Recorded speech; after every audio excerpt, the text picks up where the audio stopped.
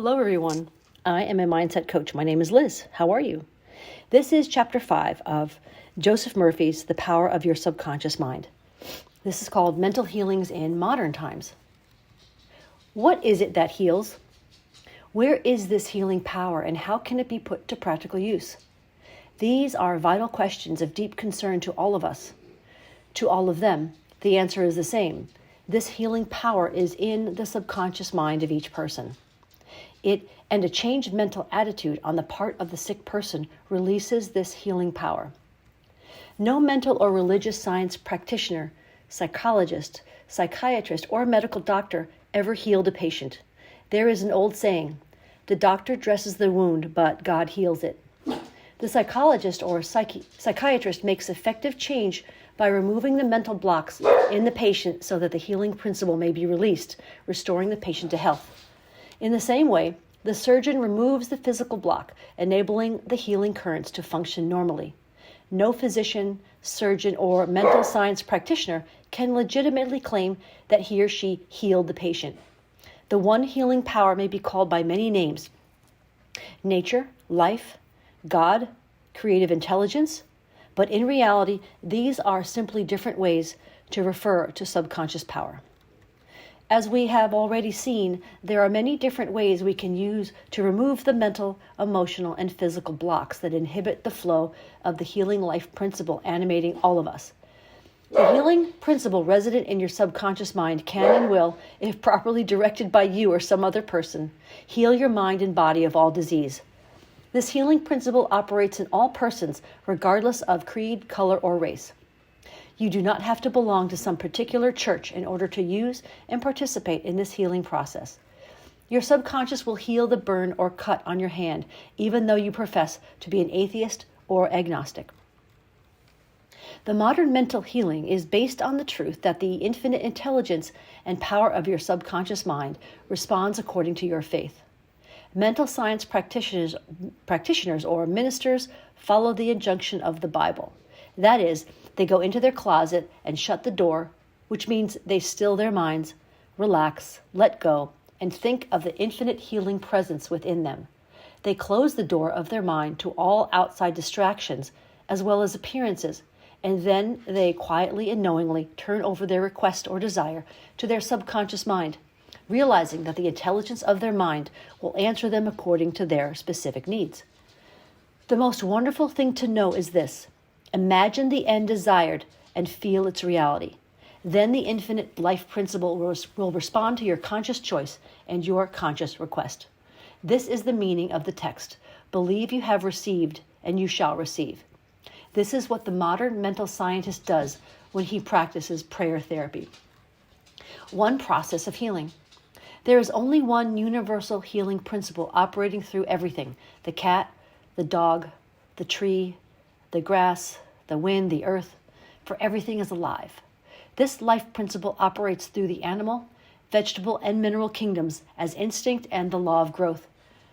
Because humans are consciously aware of this life principle, we can consciously direct it to bless ourselves in countless ways. There are many different approaches and techniques and methods in using the universal power, but there is only one process of healing, which is faith. For according to your faith, it is done unto you. The law of belief.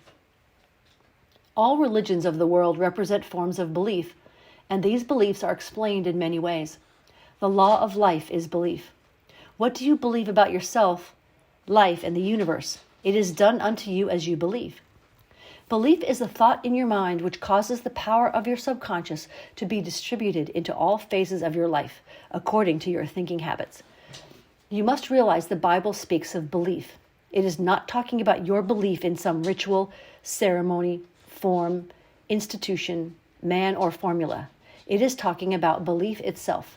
The belief of your mind is simply the thought of your mind. In other words, a belief is just something you keep thinking. If thou canst believe, all things are possible to him that believeth. Mark 9:23. It is foolish to believe in something that will hurt or harm you. Remember, it is not the thing believed in that hurts and harm you, but the belief or thought in your mind which creates the result. All your experiences, all your actions, and all the events and circumstances of your life are but the reflections and reactions to your own thought. Prayer therapy is the combined function of the conscious and subconscious mind scientifically directed. Prayer therapy is the synchronized, harmonious, and intelligent function of the conscious and subconscious levels of mind, specifically directed for a definite purpose. In a scientific prayer or prayer therapy, you must know what you are doing and why you are doing it. You trust the law of healing. Prayer therapy is sometimes referred to as mental treatment. Another term is scientific prayer. In prayer therapy, you consciously choose a certain idea, mental picture, or plan which you desire to experience. You realize your capacity to convey this idea or mental image to your subconscious by feeling the reality of the state assumed. As you remain faithful in your mental attitude, your prayer will be answered. Prayer therapy is a definite mental action for a definite specific purpose. Let us suppose that you decide to heal a certain difficulty by prayer therapy. You are aware that your problem or sickness, whatever it may be, must be caused by negative thoughts charged with fear and lodged in your subconscious mind. You realize that if you can succeed in cleansing your mind of these thoughts, you will get a healing. You therefore turn to the healing power within your own subconscious mind. You remind yourself of its infinite power and intelligence and its capacity to heal all conditions. As you dwell on these truths, your fear will begin to dissolve. The recollection of these truths battles and ultimately overcomes the erroneous beliefs. You give thanks for the healing that you know will come. Then you keep your mind off the difficulty until you feel guided, after an interval, to pray again. While you are praying, you refuse to give any power to the negative conditions or to admit for a second that the healing will not come. This attitude of mind brings about the harmonious union of the conscious and subconscious mind, which releases the healing power. Faith healing, what it means and how blind faith works. What is popularly known as faith healing is not the faith spoken of in the Bible, which means a knowledge of the interaction of the conscious and subconscious mind. A faith healer is one who heals without any real scientific understanding of the powers and forces involved. He or she may claim that a special gift of healing and the sick person's blind belief in him or her or his or her powers may bring results.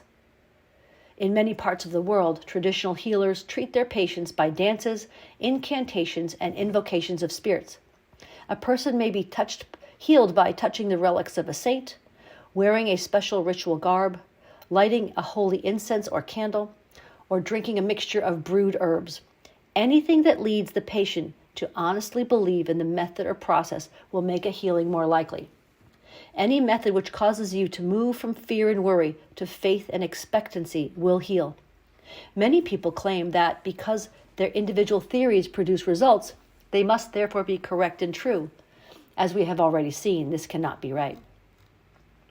To illustrate how blind faith works, think back to our discussion of the Swiss physician Franz Anton Mesmer. In 1776, he claimed many cures by stroking the bodies of his patients with magnets. Later, he threw away his magnets and simply made passes with his hands at a short distance from the patient. This too worked. Sounds like Reiki. To explain the success of this new procedure, Mesmer evolved the theory of animal magnetism.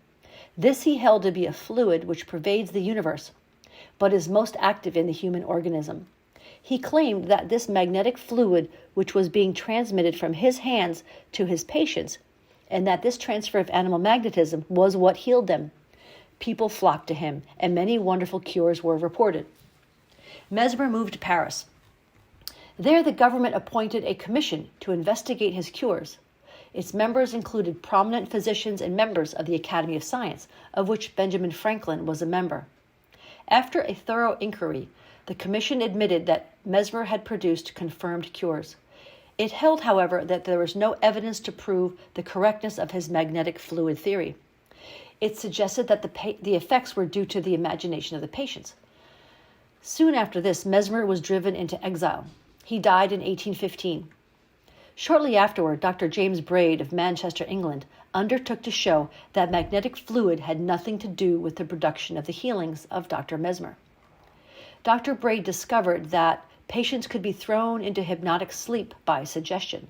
While they were in the hypnotic trance, he succeeded in producing many of the amazing phenomena that Mesmer ascribed to animal magnetism.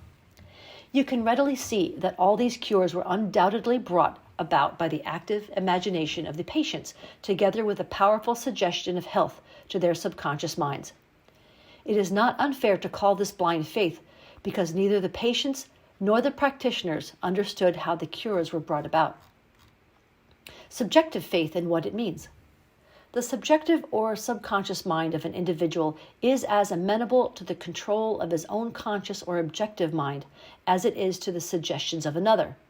It follows that whatever may be your objective belief, if you will assume to have faith actively or passively, your subconscious mind will be controlled by the suggestion, and your desire will be fulfilled.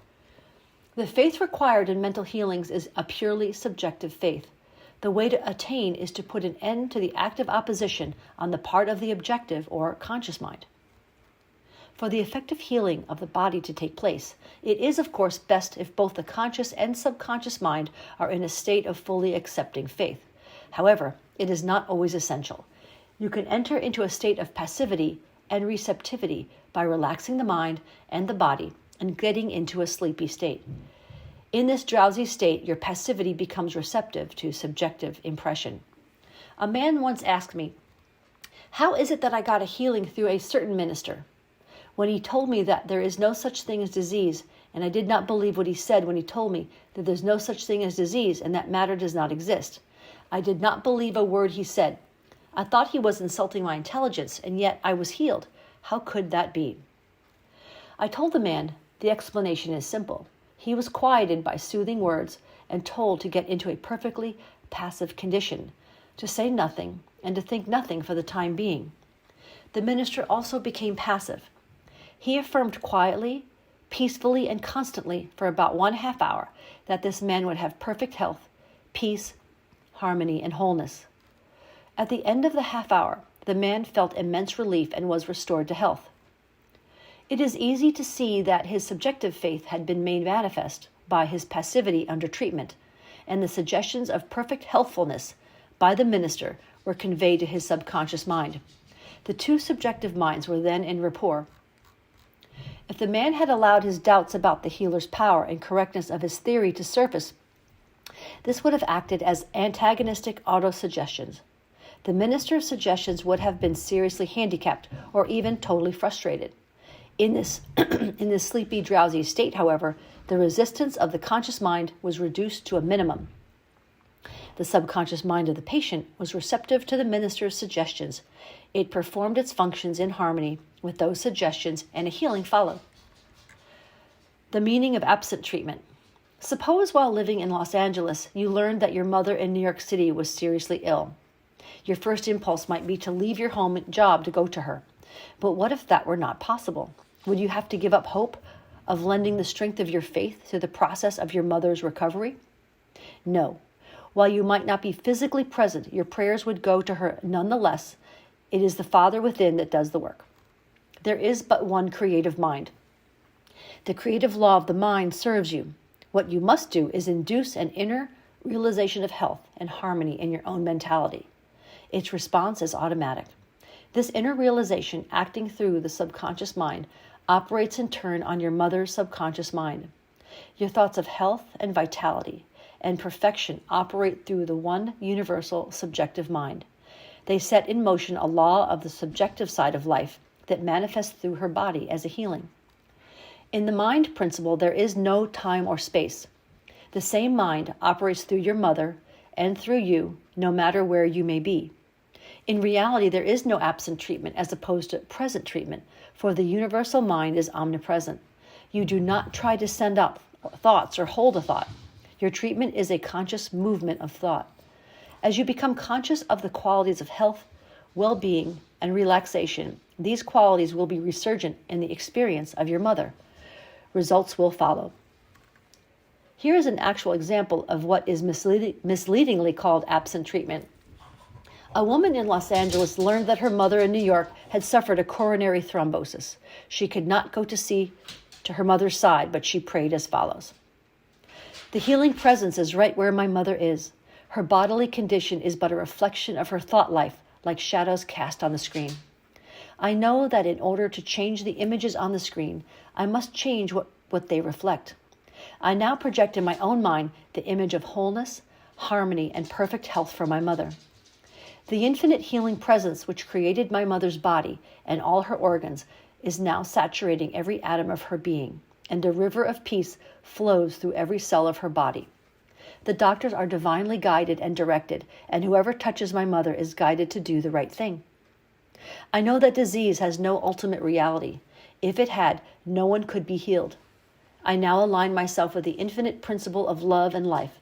I know and decree that harmony, health, and peace are now being expressed in my mother's body. She prayed in this manner several times a day. After a few days, her mother had a remarkable recovery. Her cardiologist was amazed and complimented her on her great faith in the power of God. The conclusion arrived at in the daughter's mind and accepted by her with perfect faith set in motion the creative energy within the universal subconscious mind. This manifested itself through her mother's body as perfect health and harmony. What the daughter felt as true about her mother was simultaneously expressed in the experience of her mother. Releasing the kinetic action of the subconscious mind. A psychologist friend of mine told me that a biopsy had shown the presence of cancerous cells in a vital organ. Her oncologist recommended a painful and dangerous treatment. Before agreeing, my friend tried another approach. Every night before going to sleep, she quietly affirmed, "Every cell, nerve, tissue, and organ is now being made whole, pure, and perfect. My whole body is being restored to health and harmony." A complete healing followed in about a month's time. Subsequent tests showed that the cancer was no longer present. I have to correct the words as I read this all the time. I was very impressed by this, but also curious. I asked her why she repeated the words prior to sleep. She told me, "Once it is set in motion in a certain direction, the kinetic action of the subconscious mind continues through your sleep. That is why it is critical to give the subconscious mind something beneficial to work on as you drop off into slumber." This was a very wise answer. Notice that in thinking of harmony and perfect health, she never referred to her condition by name. I strongly suggest that you stop talking about your ailments or giving them a name, especially in the hours leading up to sleep. The only sap from which they draw life is your attention and fear of them. Like the aforementioned psychologist, become a mental surgeon. Then your troubles will be cut off the way dead branches are pruned from a tree. On the other hand, if you are constantly naming your aches and symptoms and discussing them, give them power over you. You give them power over you. You inhibit the kinetic action that releases the healing power and energy of your subconscious mind. Furthermore, by the law of your own mind, these imaginings tend to take shape as the thing I greatly feared. Fill your mind with great truths of life and walk forward in the light of love. There's a dog licking my toes right now. Okay. Here's a summary of your aids to health. Find out what it is that heals you. Realize that correct directions given to your subconscious mind will heal your mind and body. Develop a definite plan for turning over your requests or desires to your subconscious mind. Stop. Decide what belief is. Know that a belief is a thought in your mind and what you think you create. It is foolish to believe in sickness and something to hurt or to harm you. Believe in perfect health, prosperity, peace, wealth, and divine guidance. Great and noble thoughts upon which you habitually dwell become great acts. Apply the power of prayer therapy in your life. Choose a certain plan, idea, or mental picture. Mentally and emotionally unite with that idea, and as you remain faithful to your mental attitude, your prayer will be answered. Always remember, if you really want the power to heal, you can have it through faith, which means a knowledge of the working of your conscious and subconscious mind. Faith comes with understanding. Blind faith means that a person may get results in healing without any scientific understanding of the powers and forces involved. Learn to pray for your loved ones who may be ill. Quiet your mind, and your thoughts of health and vitality and perfection will be operating through the one universal subjective mind, and it will be felt and resurrected in the mind of your loved one.